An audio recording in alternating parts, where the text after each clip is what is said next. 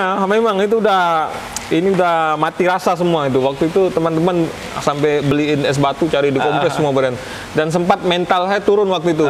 Benar-benar sampai mikir, udahlah, yang mau main final main, aku nggak mau main gitu kan. Saya pikir kalau saya kayak gitu kayak kemarin mati saya, nggak ada yang ngurus. Udahlah, saya pikir. Nah, waktu itu memang ini sih sedih juga rasanya. Ini harus ninggalin keluarga lama. Yo, what's up bro? Welcome back to my YouTube channel AYO, Asli YouTube Official.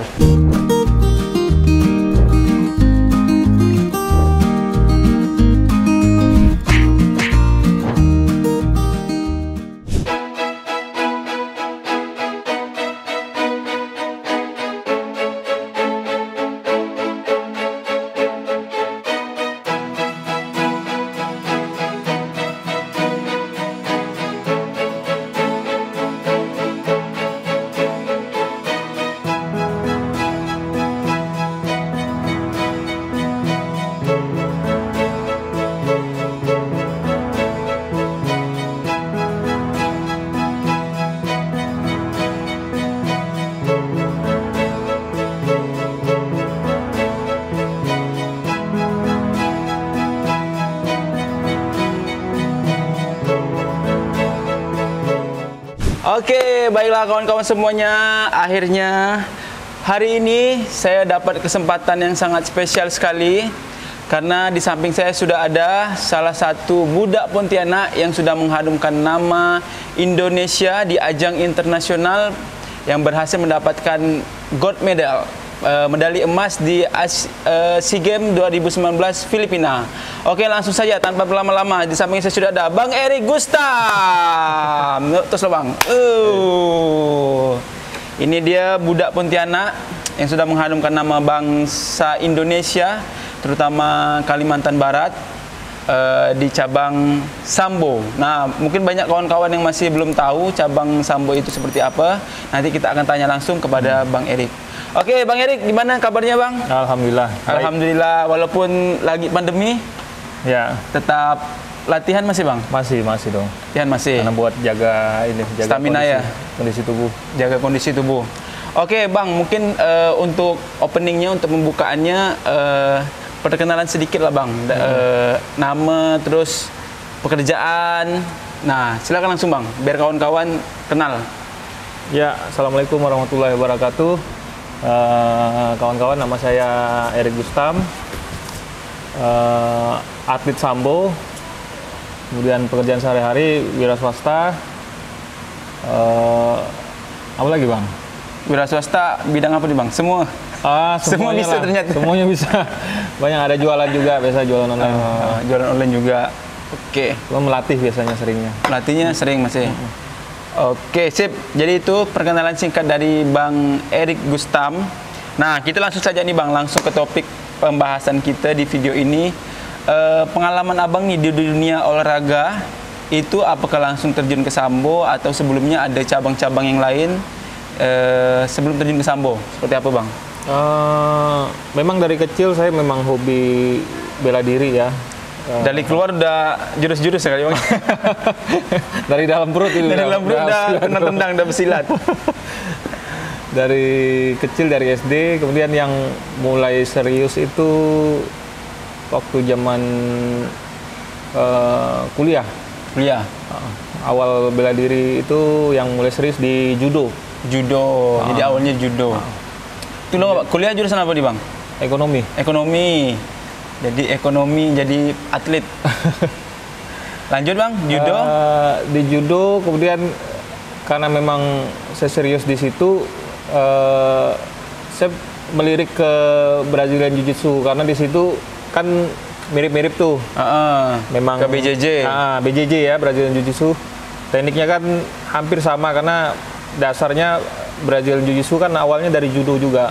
Nah, temen, kalau di BJJ itu ada kuncian Bang ya? Lebih ke spesifikasinya ke kuncian. Teknik-teknik pertarungan bawah. Nah, saya melirik itu karena waktu itu hanya sekedar untuk mengimprove teknik judo saya waktu itu. Judo. Tapi semakin lama makin di sini makin kasihkan di situ. Oh, akhirnya di BJJ. Akhirnya ke BJJ judo pelan-pelan saya tinggalin di situ kan. Tapi judo udah sempat ikut kejuaraan juga bang. Kalau kejuaraan daerah udah sering lah ya. Kejuaraan daerah, kejuaraan nasional juga. Kejuaraan nasional juga udah. Sampai juara nasional lah pokoknya. Kalau judo agak susah sih karena jarang.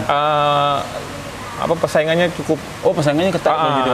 Cukup ketat kan. Lagian yang waktu itu mereka yang juara nasional memang udah latihan dari kecil kan. Kalau saya kan start dari zaman kuliah juga. Oh, jadi abang kalau SD, SMP, SMA-nya olahraganya campur-campur lah, semua ekskul yang permainan, tapi lebih ke permainan kayaknya. Iya, enggak, bela diri sih. Bela diri enggak? Ekskul yang di sekolah lah umumnya kan, misalnya kayak waktu SD tuh pernah ikut kempo pertama sekali. Oh, kempo pernah. Pernah ikut boxing juga. Boxing juga udah ada.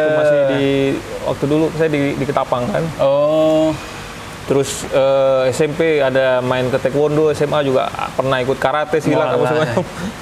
Selap semua cabang olahraga bela diri udah pernah dipelajari. Ya. Akhirnya SMA kuliah ke Pontianak. Oh, abang berarti asalnya dari Ketapang. Enggak, memang Ketapang, tapi waktu SD. Oh, SD di Ketapang. SMP udah di Pontianak. Jadi SD, SMP, SMA bela diri, semua udah bela diri pernah. Kuliah akhirnya terjun ke judo. Ke judo. Dan judo langsung pindah ke BJJ, ke BJJ. Jadi setelah pelan-pelan udah nggak aktif lagi di judo, serius di BJJ. Kemudian waktu itu masuklah cabang olahraga baru, itu sambo. Tapi sebelum ke sambo, BJJ itu dulu latihannya di mana bang? Saya pun belum. Saya kan lama agak ikut olahraga. Di BJJ awalnya pertama sekali masuk di Pontianak tahun berapa tuh? Saya yang bawa. Abang yang bawa? Karena saya latihan waktu itu di Malaysia waktu itu. Oh, berarti emang abang yang bawa, bukan di Pontianak udah ada. Soalnya saya belum pernah dengar soalnya. Memang saya yang bawa itu ke pelopor BJJ di Pontianak ternyata Bang Edik nih. Awalnya itu ke BJJ itu sebenarnya karena coba-coba ini, waktu itu saya nggak pernah latihan BJJ, terus ada kompetisi BJJ di Malaysia, di Johor Bahru waktu itu masalah. Saya ikut memberanikan diri dengan modal teknik judo. Saya pikir karena di judo saya juga ada belajar kuncian, ada bantingan saya pikir cukup lah untuk bersaing di BJJ. Ternyata begitu turun di sana, ternyata sayuk hanya judo nggak bisa, karena memang orang-orang BJJ memang spesialis di situ. Jadi sayur ya di situ. Ya, mungkin banting kan kadang saya ada lihat video tuh bang, anak-anak gulat dia terjun ke BJJ gak tuh. Tapi pas banting-banting sekali habis dibanting rumput tangannya melekat. Pas ground fighting nggak bisa, memang kayak gitu. Sama waktu saya judo main kan di atas. Di kompetisi pertama BJJ itu saya bisa banting, tapi begitu di bawah saya yang dikunci gitu. Nah dari situ saya semakin tertarik. Memang boleh dipelajari. Setelah selesai saya langsung cari tempat latihan di Malaysia waktu itu. Latihan beberapa kali, coba bawa ke sini, bawa ke Indonesia, ke Pontianak. Ke Pontianak, terus latihan sama teman-teman. Waktu itu sering saya bolak-balik juga ke Kuching. Di Malaysia di Kuching itu ada tempat latihan teman saya. Sering bolak-balik di situ. Waktu itu pelatih saya juga ada yang dari Brazil kan. Nah dia yang naikkan peringkat di situ. Sabuk tuh ya. Sekali-sekali saya juga ngundang dia ke sini. Itu ngambilnya? Kalau waktu itu di Jakarta udah ada belum? Udah lama. Di Jakarta udah lama. Tapi ngapa? Mungkin lebih dekat dari Pontianak. Ya, lebih dekat sih. Lebih dekat Pontianak ya. Lebih dekat ke Malaysia daripada ke Jakarta. Ya. Bisa pakai bis lagi gitu kan. Oke, sip. Akhirnya menggeluti BJJ, buka klub di BJJ. Ya, itu jalan berapa tahun tuh, Bang? Awal-awal memperkenalkan itu ke siapa dulu tuh Bang? Ke teman-teman judo ke? Awal-awalnya teman-teman judo, terus dari bela diri lain juga. Terus ada kenal fighter yang waktu itu pengen terjun ke MMA. Nah, berapa kali saya cari. Siapa tuh Bang, orang Pontianak? Ada juga itu beliau sekarang di Kuching sekarang. Orang Indonesia, orang Pontianak, orang di sana, orang Ketapang juga. Beberapa kali main MMA. Sama-sama saya bareng jadi cornernya. Nah, di situ ke Singapura waktu itu beberapa kali. Nah, di situ kawan-kawan di situ latihan lah. Teman-teman yang lain juga ikut latihan di sini kan. Waktu itu kita belum ada camp resmi, hanya latihan kadang numpang di halaman rumah siapa yang bisa. Ada waktu itu di rumah teman saya di Stigno, latihan di situ berapa kali itu kan. Taruh matras di situ tiap seminggu sekali, kadang kita ngumpul latihan bareng. Nah, begitu udah jalan hampir setahun waktu itu, ada camp yang mau buka waktu itu di Body Rock. Oh, Body Rock. Yang di Purnama di situ. Di Perdana itu. Perdana. Nah, di situ ada jalan berapa tahun ya di situ ya? 2 tahun lah kalau nggak salah. 2 tahun. Nah, sekarang pindah ke yang 11 Fight Camp. Oke, sip. Jadi akhirnya udah jalan berapa tahun? Tadi lanjut tadi tuh Bang. Akhirnya adalah cabang Sambo. Cabang Sambo. Itu Abang belajar di luar lagi atau masuk ke Pontianak? Atau Abang juga yang bawa ujung-ujung bawa ke Pontianak? Sama. Saya juga yang waktu itu saya dengan teman juga sahabat saya Bang Junaidi. Beliau pengurus waktu itu mendapat mandat dari pengurus pusat Sambo Persambi untuk buka cabang Pengprov Kalbar. Nah, di situ kita buat organisasi dan masuk ke KONI, dan sekarang udah resmi juga masuk KONI. Sambo di Kalimantan Barat Bang ya. Nah, di situ karena basic saya di judo dan BJJ dan teknik Sambo itu hampir sama dari judo dari BJJ juga. Jadi nggak sulit untuk menyesuaikan, hanya menyesuaikan aturan aja. Kalau Sambo nih dari mana Bang cabang olahraganya? Rusia. Kurang lebih gulat gak lah ya? Mirip gulat yang pakai baju. Gulat yang pakai baju. Tapi ya pakai kuncian juga. Ada pukulan juga. Nah, kalau Sambo nih, kalau saya lihat tuh ada yang cabangnya yang jenisnya ada pukulan Bang ya? Dua divisi dia. 2 divisi. Yang pertama yang combat yang boleh pukul, boleh tendang. Sama sport. Kalau sport yang bawah. Iya. Mirip yang sport yang nggak pakai pukulan, nggak pakai tendangan. Oke. Jadi di dunia Sambo lah, di dunia persamboan ini udah berapa lama nih Bang? Dunia Sambo lebih kurang 5 tahun mungkin. Udah lama Bang ya? Teman yang baru masuk Pontianak itu Kalbar sekitar berapa tahun 2018, 2017. Gitu. Sekitar 3 tahun udah. 3 tahun ya Sambo. Iya.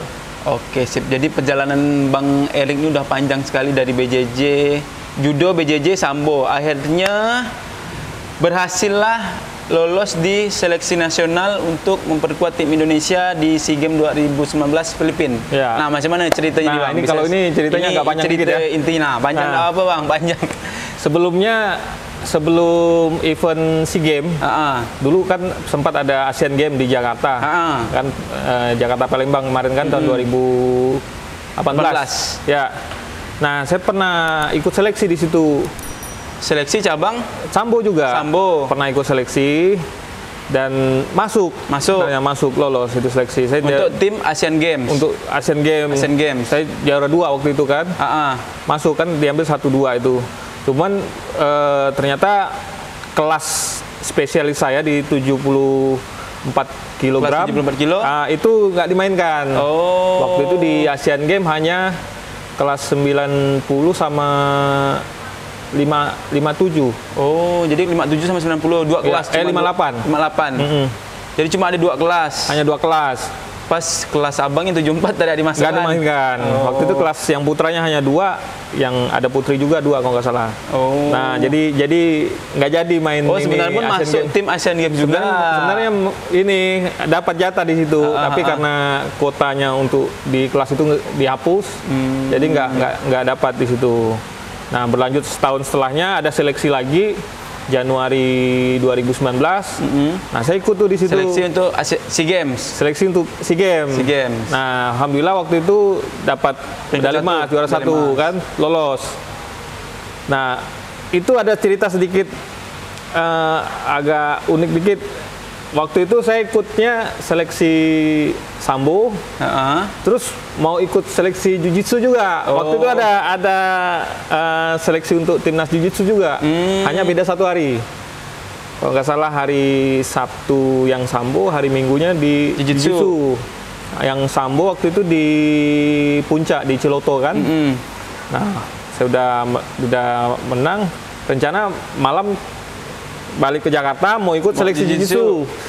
Daftar, itu last minute saya daftar sama pengurus, sama panitia, saya mau ikut seleksi. Saya bilang kan, saya pikir ikut aja. Sebenarnya bukan target lah ya.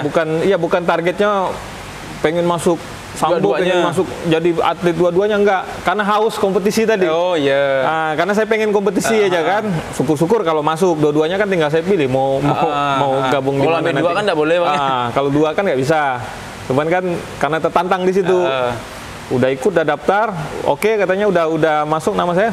Begitu besok paginya udah datang, udah hari H, udah siap semua, bawa baju tandingan. Pas di sana nama saya ada di Bagan itu. Cuman udah begitu kompetisi mau mulai, entah bagaimana ternyata panitia ada yang tahu saya udah lolos sambo katanya. Itu bahkan udah keluar tuh skemanya, udah tahu lawan siapa itu kan. Katanya saya nggak bisa main lagi karena udah lolos seleksi sambo ya. Jadi didis waktu itu. Mungkin panitia takut abang. Ya udahlah, saya pikir saya pun nggak terlalu kecewa waktu itu karena udah sambo udah itu ya. Udahlah. Waktu itu juga selesai sambo, ini tangan kesleo juga nih, masih bengkak waktu itu. Mau main juga kurang maksimal kan. Nah, jadi udah berapa bulan saya nunggu panggilan nih. Panggilan untuk persiapan TC. Ternyata waktu itu belum langsung dipanggil, berapa bulan setelahnya ada kejuaraan tes event di Bandung waktu itu. Tes event SEA Games juga. Jadi kejuaraan se-Asia Tenggara. Dan itu pun kalau menurut saya terkesan agak mendadak sedikit. Memang taunya udah lama, tapi saya nggak tahu bakal ikut main di situ gitu kan. Diinfokan seminggu sebelumnya baru dikasih tahu, nanti kamu berangkat untuk membawa nama Indonesia, main di Bandung tadi. Nah, berangkatlah saya tanpa persiapan. Tanpa persiapan dan mati yang nggak ada TC yang latihan benar-benar serius untuk ke sambo. Saya latihan, cuman latihan BJJ waktu itu. Di camp hanya latihan biasa. Nah, stamina juga nggak disiapin kan. Jadi pas di tes event kalah itu. Iya, kalah. Nah, di situ kalah. Yang paling terkesan saya itu kalah waktu itu sama atlet Singapura. Memang jago dia waktu itu kan. Saya kalah, ya udahlah, saya pikir karena tanpa persiapan. Tapi syukur-syukur nanti kalaupun saya mau dipanggil untuk SEA Games, saya siap ngalahin dia, itu dalam hati tuh. Tapi saya bakal ketemu dia nih. Tapi tadi tuh Bang, tes event tuh nggak ganggu nama kita di timnas. Awalnya saya pikir karena saya waktu itu performa kurang bagus di tes event itu, takut merusak raport kita kan. Saya pikir bakal rusak ini. Kayaknya nggak dipanggil nanti nih, karena saya mainnya jelek waktu itu kan. Dan waktu itu juga ada yang nggak tahu gimana dia bisa masuk di event itu juga, atlet Indonesia, dan nggak ada seleksi, nggak pernah ikut seleksi, terus masuk.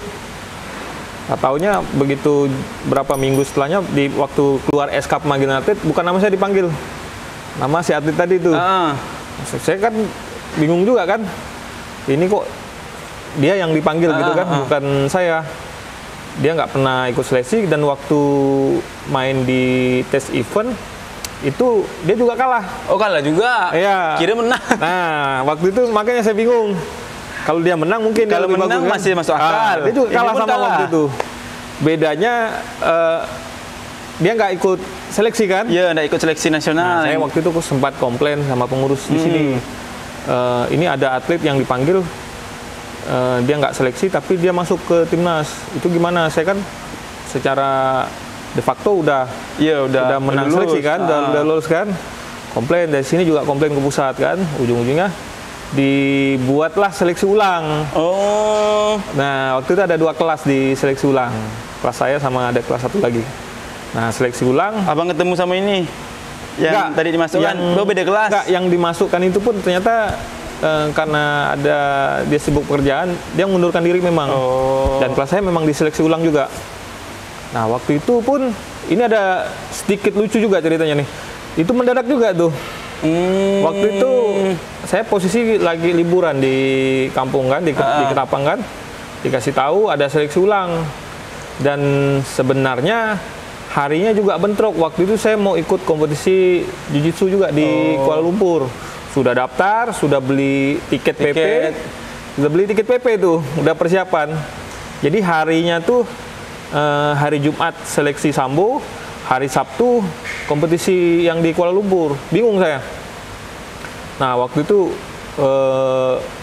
ini gimana nih saya pikir kan, ikut seleksi apa ikut ini, sayang juga kan kejuaraannya. Udah beli tiket PP soalnya kan, udah daftar apa sengaja. Ya udahlah gini aja lah saya pikir kan, kalaupun hari Jumat saya nggak lolos seleksi, malamnya saya cari tiket ke Kuala Lumpur dari Jakarta kan, langsung saya cari tiket. Mungkin mikirnya kayak gitu kan, udahlah. Kalaupun nggak, kan waktu itu yang kompetisi Jiu-Jitsu itu ada 2 hari. Yang hari pertama nogi, pakai gi, pakai baju. Kan Jiu-Jitsu kan ada 2, ada gi sama nogi. Yang hari keduanya nogi. Saya pikir nggak dapat hari Sabtu, saya main yang minggunya aja nggak apa-apa, 1 event aja gitu kan. Nah, waktu itu pas dalam perjalanan mau ikut seleksi itu, saya sempat mikir, kan waktu seleksi Januari itu memang menang, saya menang waktu itu juara 1. Tapi waktu di semifinal, pertandingan sebelum final itu udah kayak orang mau mati itu. Habis stamina. Memang itu udah mati rasa semua itu. Waktu itu teman-teman sampai beliin es batu, cari di kompres semua badan. Dan sempat mental saya turun waktu itu. Benar-benar sampai mikir, udahlah, yang mau main final main, aku nggak mau main gitu kan. Kau ambil nanti. Waktu itu sempat mikir mentalnya kayak gitu kan. Cuman karena masih agak lama waktunya, saya sempat diam. Terus lihat dia juga lagi main semifinal kan. Lihat cara main dia, saya mikir lagi, nanggung lah. Ini udah tinggal sekali lagi, masa mau kalah kan? Mundur ya? Ujung-ujungnya menang gitu kan lawan dia kan. Nah, saya ngambil hikmah dari situ tuh waktu perjalanan mau seleksi terakhir itu. Saya nggak mau kayak kemarin lagi sampai kayak orang mau mati. Lagian waktu itu berangkatnya sendiri juga, nggak ada teman-teman kan. Ini kalau saya sampai yang dari Pontianak cuma abang sendiri ya? Saya sendiri, karena yang hanya kelas itu diseleksi kan. Waktu itu Bang Jun juga agak ada kesibukan, nggak bisa nemanin. Jadi saya sendiri. Saya pikir kalau saya kayak gitu kayak kemarin mati saya, nggak ada yang ngurus. Udahlah, saya pikir kenapa mainnya. Saya cari kesalahan waktu yang kemarin, kenapa bisa sampai habis stamina. Saya lihat ternyata saya main waktu itu selalu sampai habis waktu. Hanya menang poin, bukan yang menang telak gitu kan. Nah, saya mikir lagi, kenapa saya harus nyari poin waktu itu. Mindset saya ubah. Saya kan belajar BJJ nih, kuncian. Belajar cara-cara menyelesaikan cepat gitu kan. Kunci, lawan nyerah, udah selesai. Jadi saya mikir, udahlah pakai gaya BJJ. Jadi saya nggak mau mikir aturan sambo lagi. Jangan kejar poin kayak main biasa sambo gitu kan. Saya harus selesaikan. Ketemu lawan selesaikan, kunci selesaikan. Main cepat, menang, biar stamina bisa panjang. Iya, bisa panjang. Karena saya nggak tahu waktu itu siapa lawan saya yang bakal ikut seleksi siapa. Ternyata waktu itu rame juga. Ada 6 orang. Artinya bukan yang lama dipanggil lagi, artinya dibuka untuk lagi. Umum lagi, Bang. Dibuka untuk umum lagi. Dibuka untuk umum lagi. Jadi ada beberapa kayak daerah. Seleksi awal di Januari lah ya. Iya. Nah, waktu itu salah satunya yang ikut tuh yang dari DKI, itu yang pernah ngalahin saya waktu seleksi Asian Games. Kan saya kan juara 2. Yang juara satunya. Saya pikir wah dia ikut lagi nih. Terus ada yang lain saya belum pernah ketemu, nggak tahu nih gimana nih. Cara mainnya gimana ya. Jadi waktu itu pun waktu itu sistemnya bukan yang kompetisi ini, turnamen. Jadi digilir waktu itu. Pakai setengah kompetisi? Iya, setengah kompetisi. Jadi ketemu semua kan. Jadi 5 kali main waktu itu. harus ketemu satu-satu. Waduh, saya bilang, nah ini cocok nih strategi saya bilang kan. Iyalah. Mereka juga bakal nggak kuat kalau main panjang gitu kan. Nah, saya waktu itu main pertama menang ujian. Ya, menang ujian. Waktu itu. Terus ini nih Bang, satu babak berapa menit nih? 5 menit. Satu babak 5 menit? 5 menit. Pantaslah habis. Kalau saya ya digulat kan 1 babak 2 menit ya, 3 babak gempor. Iya. Jadi berapa babak? Satu kali. pokok 1 kita menang udah. Udah. Kalau belum poin roda 2 dia perpanjang waktu aja. Perpanjang dia waktu. memang satu round aja. 5 menit. Kalau poin sama, poin sama terus perpanjang waktu. Nah, jadi waktu itu pertama sekali lawan pertama saya itu waktu itu lawan DKI yang Jakarta yang kuat itu kan. Aduh, saya bilang, udahlah. Ini waktu kemarin tuh sebelum nunggu pertandingan saya sambil ngecek tiket nih.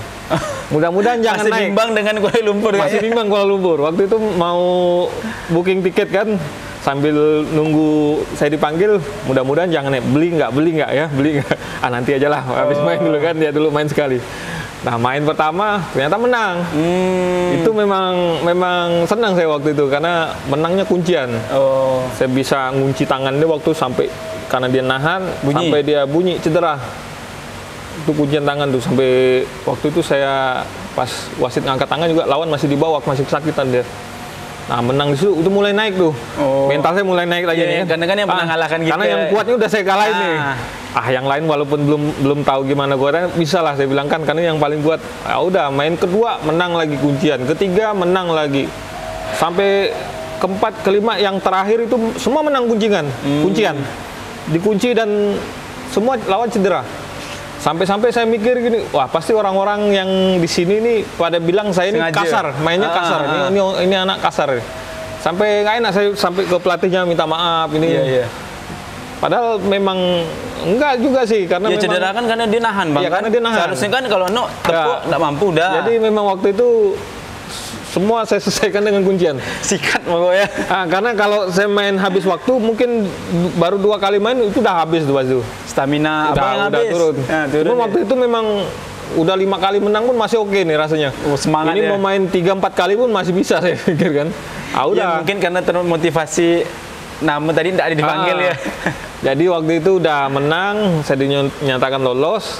Udah yang Kuala Lumpur udah. Akhirnya tak beli, untung tak beli tiket. Memang nggak beli tiket. Udahlah, saya pikir udahlah.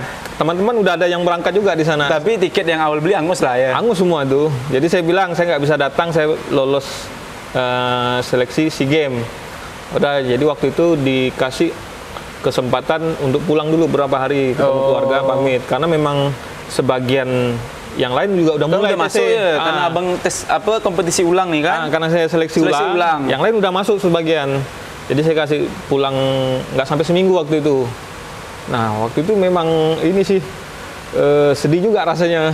Ini harus ninggalin keluarga lama. Perjalanan panjang sebelum meninggalkan keluarga. Jadi Januari tes ulang nih bulan? Habis lebaran Juni. Berarti lama ya Bang ya? 6 bulan saya ada tes event lagi, tiba-tiba kalah, nggak dipanggil lagi, akhirnya seleksi ulang lagi. Panjang tuh dari Januari itu, tes eventnya kalau nggak salah sebelum puasa, bulan April. Terus bulan Juni yang seleksi terakhir. Dan akhirnya lolos. Tapi nggak ada yang tadi komen main kasar, tapi mau gimana lagi Bang ya? 2 kali seleksi gitu lulus ya? Memang udah kayak gitu, udah tidak bisa diganggu-gugat lagi. Udah seleksi terus, menang terus kan. Nggak mungkin dong diganti lagi kan. Tapi untuk kawan-kawan abang yang di kelas lain nih, yang seleksi pertama lulus, tes event menang juga kali dia. Menang ya, makanya langsung dipanggil. Iya, langsung dipanggil. Ada yang menang. Nah, akhirnya udah balik ke rumah, pamitan lah sama. Udah pamit. Ya sedih, memang hati sedih. Karena berat kalau kita TC, buat kawan-kawan ini kalau kita TC, apalagi event-event internasional itu mungkin bisa sampai 6 bulan, 3 bulan ya paling cepat karena di Sambo juga itu hitungannya cepat 6 bulan cepat, itu. Ya? Ada yang 1 tahun biasa TC-nya. Kalau abangnya ini akhirnya berapa nih? 6 bulan. 6 bulan karena baru 6 bulan harus meninggalkan keluarga. Ya, saya mikirnya gitu. Pengorbanan jadi atlet tuh enggak gampang. Udah latihan, capek, ninggalin keluarga, ninggalin pekerjaan.